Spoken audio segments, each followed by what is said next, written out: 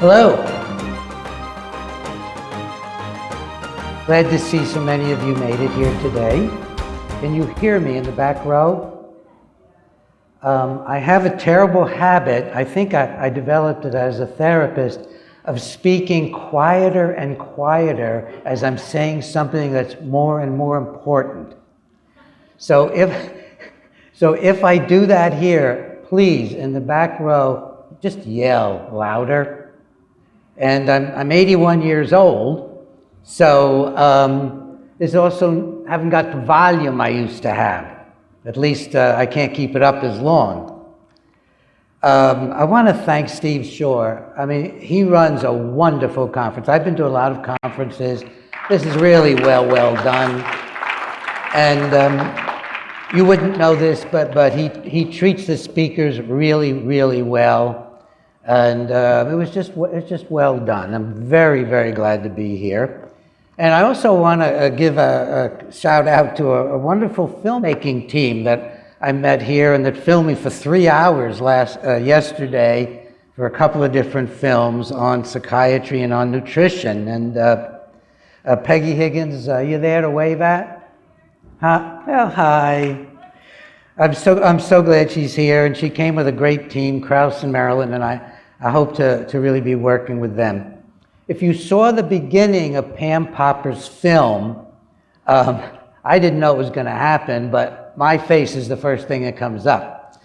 Pam and I work together. We do conferences together. We do courses together, and we're trying to write a book together, but you get two busy, headstrong people who just think they know exactly what they want to say. And it's going to be interesting to see whether we can do a book together. But I'm looking forward to that. And her speech, her talk was practically the book, really, in a lot of ways, talking about the 3 pillars of health, which are our spiritual state, and then our nutritional state, and then getting some exercise to bolster both. And it's not a complicated formula of good health. But I want to tell you what Pam has done for me, because she was very kind to me a lot about my role in her work. 2 years ago, I would say before 2 years ago, I had never met a nutritionist I felt I could trust. They all sounded like psychiatrists and psychologists and other people who were thinking more about what they were selling than necessarily the patients and what they were getting. And Pam invited me to a conference, and I was thunderstruck by the scientific basis of her conference, which I now help somewhat by co-sponsoring. And by the second conference, she convinced me, and that was 2 years ago. And the main thing I was concerned about was my wife, Ginger, who had inflammatory bowel disease, ulcerative colitis. I wasn't even thinking much about myself. And Ginger had given up on nutrition from all the various things that she'd taken and done, which hadn't helped her at all. So Pam and I conspired that I would go on the diet, little knowing what it was going to do for me. And because Ginger loves me, she would go ahead and start cooking that way and start eating the diet, presumably. Well, I went on the diet. I'm a skeptical guy. I mean, as you listen to me, I've gone up against life-threatening powers on behalf of truth. So I'm a pretty skeptical guy. And on the second week on the diet, I started to feel weak. So I said, look at this. I don't need to be on this diet. And Ginger looked at me and she said, honey, let's take your blood pressure. Maybe it's gone to normal and you're on those pills. My wife is a brilliant in just about anything she thinks about. So I sat down and took my blood pressure, and it was like 90 or 100 systolic. There's no wonder I was getting weak. So I wanted to respect my internist, so I went to see him and came off the medication. I've been off the medication for the 2 years. Now, I was thinking, I'm old enough now, I can figure about what I'm going to die of. And I thought it would be cardiovascular. I got hypertension, I'm taking pills. The other thing I had was every fall I would get pneumonia or severe bronchitis. And Ginger, again, although she's not a professional, suggested that maybe I was getting asthma. And it turned out I had quite serious asthma. And so before I went on these medications, I was taking a full asthma regimen, the squeegees in your nose and the inhalers of various kinds. And I'm doing it every day. And I remember telling my allergist, you know, I'm with all this, I'm on antibiotics 5 times a year, and sometimes prednisone. And he said, well, listen, for a man your age, that's not bad. Not bad. Well, I went on the diet, and I haven't had an antibiotic since, except once for an abscess. No antibiotics, no prednisone, and maybe every month or two, I get a little nervous about a tightness in my chest because I'm allergic to my dogs, and I take 1 inhale. I think it's actually placebo. So I'm virtually free of that treatment, and I lost 25 pounds, 30 pounds. So thank you. Ginger started a diet, and in 3 weeks, she said to me, honey, it's the first time since we've been together in 35 years, I'm pain-free every day now. Pain-free. I'd been to her emergency rooms maybe a dozen times over the years, severe pains in her gut, documented bleed, and she's been pain-free now for the 2 years. Doesn't have ulcerative colitis anymore. So thank all of you, and thank Pam Popper for that. I'm going to go to the first part, which will be, what do you call this thing? It's only my second time that I've used these. The PowerPoint. And I know which buttons to press because I've done it once before, I think. And I look down here and back up to go to the start. And there I am. I'm running. You know, when you're as old as I am and you haven't grown up on this stuff, it's really confusing.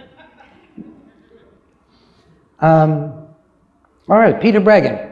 Psychiatric drugs are neurotoxins, and everything I'm going to talk about in one way or another is on www.breggin.com. It's one of the richest websites scientifically, and except for the books, everything is free on it. And I'll point out some aspects that you might want to go to at different times.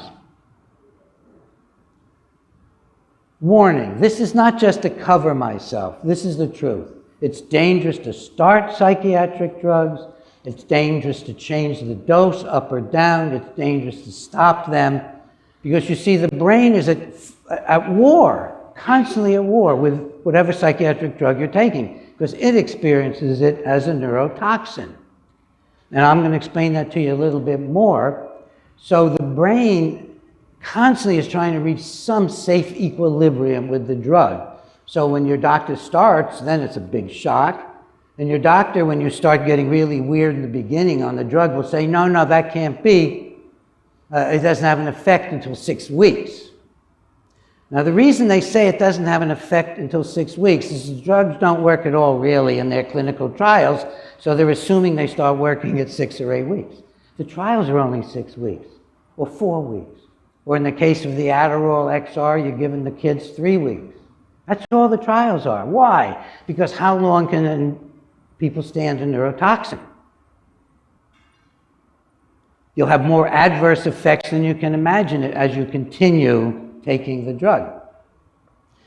Probably all psychiatric drugs cause withdrawal symptoms because the brain has changed. So you're with your unprotected brain that's no longer balancing itself against the toxin. And that's how all withdrawal occurs. And in addition, on top of that, stimulants and benzodiazepine tranquilizers, the stimulants we give our kids, Adderall, which is amphetamine, and Ritalin, which is very much like amphetamine, Focalin, and the benzos like Xanax and Ativan, clonazepam, they're all grossly addictive and can be extremely hard to get off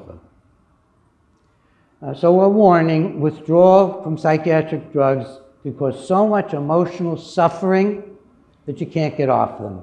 And I've seen people who've been on these drugs for a long time agonize down to droppers of Prozac, trying to get off these drugs. They change the brain so dramatically that some people don't get off of them, especially if you've been on combinations for many months and years. Oh, I see somebody taking pictures. This will go up on my website, breggin.com, either now or in the next few hours. I sent it to my assistant. And if you just go down the left-hand side of says something like, things I'm proud of. It doesn't say that, but that's what the columns are. And you'll see under special topics, you'll see this presentation that I'm doing right now available to you. So you don't have to fuss, you don't have to study, you don't have to get overwrought. You just go and get it and download it, hopefully now or tomorrow, certainly. So reducing and stopping psychiatric drugs outside a hospital should be done cautiously and carefully. Hopefully you'll get some experienced supervision. And I've written a whole book about it, Psychiatric Drug Withdrawal. The book here is very good for covering everything, medication madness, and it even has a chapter on withdrawal. But to give your clinician, or if you're a clinician, the book that will teach them, A, first part, what these drugs do to you, B, how do you get off them, that would be Psychiatric Drug Withdrawal. Psychiatric drugs are neurotoxins. They poison the brain. They injure brain cells. They cause severe biochemical imbalances. They are tailored to do this. They're tailored to cross the blood-brain barrier and disrupt the mind and behavior. So how do you, for example, how does the drug company get something like a decision that this drug can be an antipsychotic drug?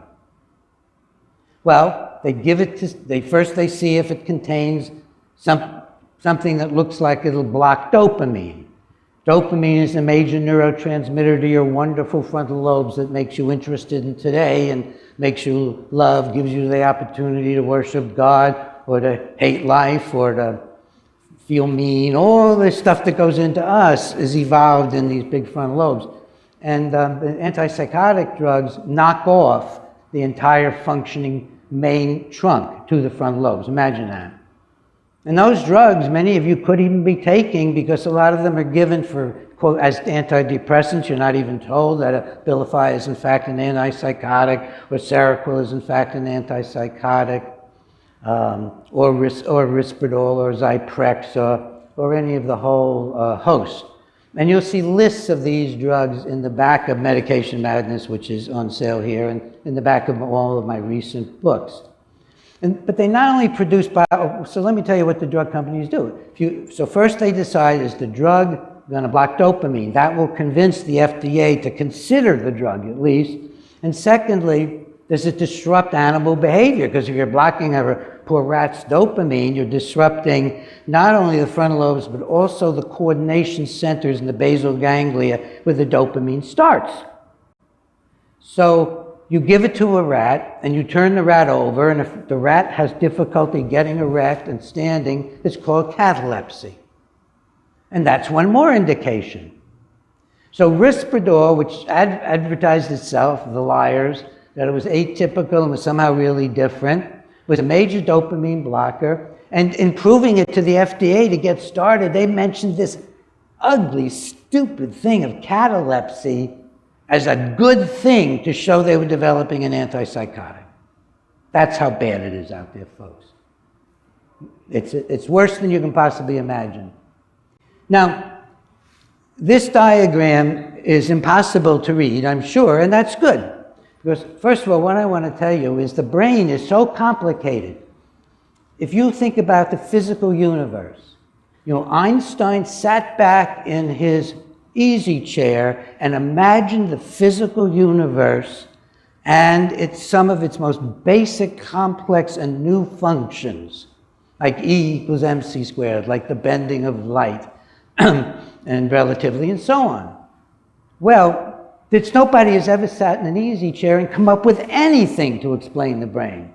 We don't have a Newton of the brain. We don't even have a Bernini of the brain or a Kepler. If you go look up prize winners, Nobel Prize winners in neurology or neuroscience, they're going to have invented a new stain or figured out synapses.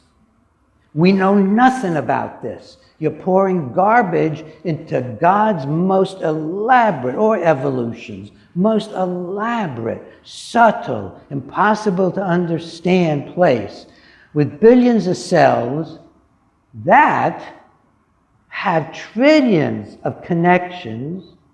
Some of the cells have 10,000 synaptic connections to other cells. Some are so small you can't see them on a microscope. Some of them are running down from the brain to your spine. The complexity is beyond human imagination. Everything they're telling you about drugs working is PR points. Everything.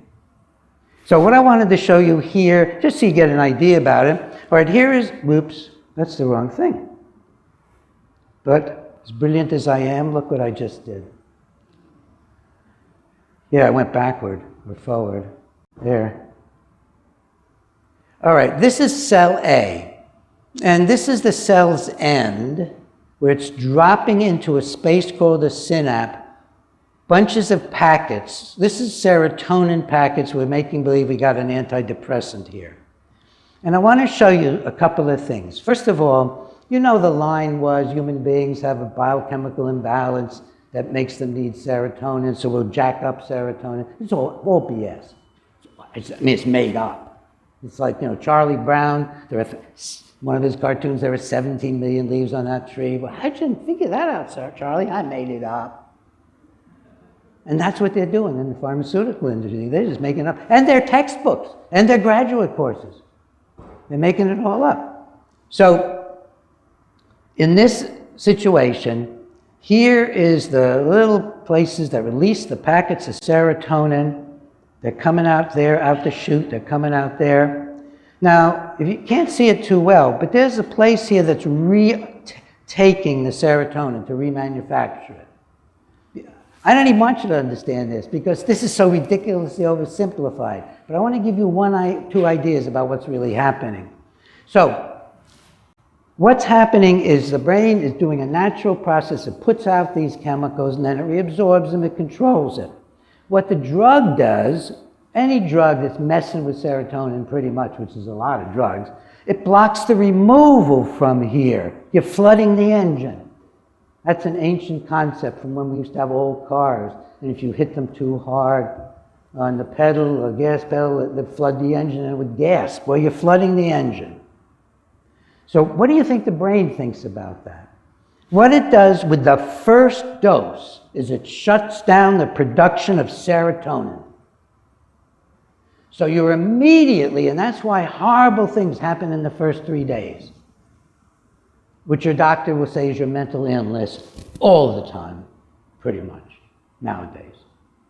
He won't say, no, you're developing a serotonin syndrome, or you're getting agitation, or you're getting depressed, or, it's probably from starting the drug. So it shuts down, and then it doesn't restart for a while, and then it starts to restart and try to find a balance. But while it's doing that, the system that is taking it out, and there's a little arrow there, it may be red or something like that, and that arrow shows you that that system that is being blockaded, in technical language, hypertrophies. It says, you can't stop me by putting molecules on my conveyor belt so I can't get my serotonin out, and it builds up in strength. So you get an abnormally vigorous resistance, not only in the blockading, not putting out serotonin, but in the removing of serotonin. They're going to remove it anyway. And then finally, and perhaps the saddest of all, over here on this side, there are receptors that are grabbing serotonin. There's innumerable ones, many, many receptors. And by the way, there's multiple types. It's all nonsense. When they made up their theory of biochemical imbalance, they didn't even have more than 1 or 2 types. I've lost track of 6 or 8 or 10 now types of receptors for serotonin. So what happens to the receptors? Well, they're getting flooded too, right? So they die back. Animal studies, I have to tell you, because nobody else is, animal studies is that at 18 months you don't always get recovery from a few weeks of exposure. So, now, you think that's complicated? All right, imagine in that synapse there are 50 neurotransmitters. See, we don't even know how many there are. From genetic studies, it looks like there's hundreds. We identify a few dozen. That's how bizarre all this BS is. So you've got this enormously complex thing. It could have a dozen or more other nerves. It could have dozens of other things in this little soup, all of which is minuscule and is all intertwined and tangled about, all of it producing my ability to speak. This is more complicated than the whole universe. The universe doesn't speak, doesn't think. The physical universe isn't as complicated as your brain. Treasure your brain. Treasure it. Don't hit yourself in the head. Don't take neurotoxins. But if you come off, do it carefully. Do it very carefully. Well, I forgot all I have to do is press the button. So medications don't fix biochemical imbalances because there are no imbalances in the brains of psychiatric patients until the first dose of the psychiatric drug. How is that for a big lie? You've got a biochemical imbalance, not until you take the doctor's drug. Isn't that awful? Psychiatric drugs work by harming the brain and the mind. Now, this is part that's going to get me in trouble. This is also true of all psychoactive substances. It's just that these drugs are worse. It's harder to get off a lot of these drugs than to get off of heroin. These drugs are more damaging than the opiates. Most of them. More damaging than the opiates, and they can be harder to get off than the opiates. Not that I like opiates. But marijuana, the psychoactive portion of marijuana, everything I'm saying about antipsychotics is true, and alcohol, because they're all neurotoxins. That's the only way you can get something so strong in the brain that it changes the brain. It changes it by mucking it up, disabling it. There's no way to tweak that and make it better except by improving your health, your nutrition. And I don't mean necessarily supplements at all. I'm talking about good eating, the plant-based diet, by exercise, by improving your spiritual state. In my practice, I help a lot of people injured by drugs come off the medications and learn a spiritual attitude toward themselves, which says, I'm not my brain. I'm a spirit, a soul, and if you don't have that spiritual concept of personality and identity, I can organize myself and actually become more loving, more responsible, and therefore happier than I was to begin with. And that's the work I do. And I'm not advertising for patients. A lot of people are going to see this. I really take patients from people I know mostly. And I have a small practice in my older years. So what do the drugs do? And why can one patient be on 5 different drugs? Why can we give innumerable kinds of drugs to somebody who's depressed or a kid who supposedly got ADHD? Well, that's because they all basically are going to do something similar. All poisons lead, by the way, and it's not, I want to emphasize, it's not just this synapse I showed you that's getting disrupted. The blood-brain barrier is getting harmed by a lot of the drugs, the mitochondrial functions, the cell membranes. These are toxins. The neuro is what I'm most interested in.